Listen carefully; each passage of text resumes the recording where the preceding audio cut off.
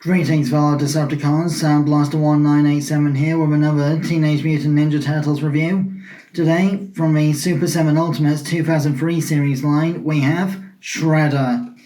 Now, this is not the Oroku Saki Shredder that most fans are used to. This is actually an alien Utrom called Ch'rell, whose exosuit bears the likeness of Oroku Saki, who is a historical figure in the 2003 timeline. In addition to containing the Utrom itself, this set also includes 3 alternate right hands, 2 alternate left hands with their blade pieces, and a swappable head of Oroku Saki's likeness for the, exosuit that Shredder is wearing, because, obviously, with the Utroms being like the 2003 equivalent of Krang from the 2012 or 1987 cartoons,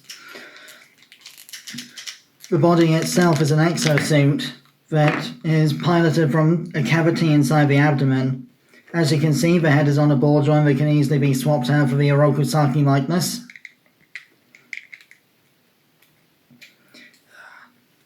These joints are still pretty stiff because it's fresh out of the box, so bear with me.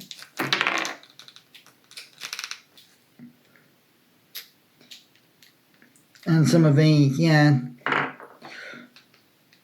sort of alternate swappable hands are a little bit loose as well, so that's one thing to be aware of quality control wise with this figure. As you can see, he's got the Sword of Tengu, the ancient sword that he himself forged back in the feudal Japan era. Articulation wise, you've got a ball joint of the head as well as a secondary joint of the base of the neck for expressive movement. Universal shoulders with ratcheted in and out movement. Bicep swivel, double jointed elbows with forearm swivel, universal wrists with an in and out movement as well. Then you've got a mid torso, so ab crunch ball joint combo going on. Nothing of the waist due to the way the engineering works with rubber armor skirts and such, but you do have universal hips. And the armour on the hip skirts is a pliable enough thin rubber to get out of the way for these poses. Thigh swivel, double jointed knees, and universal ankles as well, with a ball joint for side to side movement as well as a back and forth hinge for pointed foot kick attacks.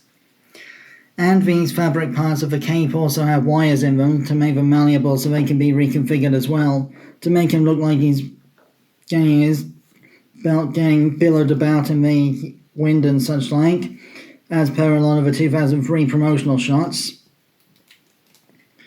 Size comparison wise, here we have Shredder next to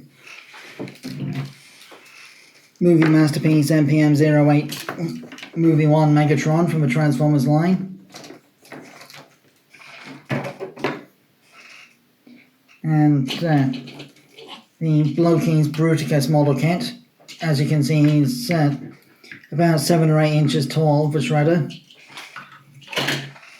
Now, swappable hands wise, you've got multiple options for both hands with this figure. You've got closed fists, sword holding hands for the Sword of Tengu,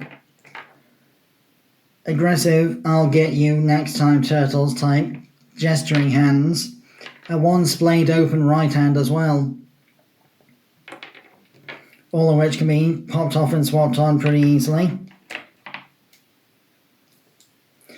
Now, my personal preference for display with this guy is to have him posed on the shelf, Sword of Tengu aloft over his head like so, as per some of the promotional artwork from the original cartoon series. Of course, it can sometimes be a bit of a bother balancing this guy, but I'll do the best I can. So, that more or less concludes my review. I've been Sound Blaster 1987, thanks again for watching. My next review will be the Crimson Blaster from Power Rangers Ninja Storm's role-playing weapons lineup. Till then, till all are one.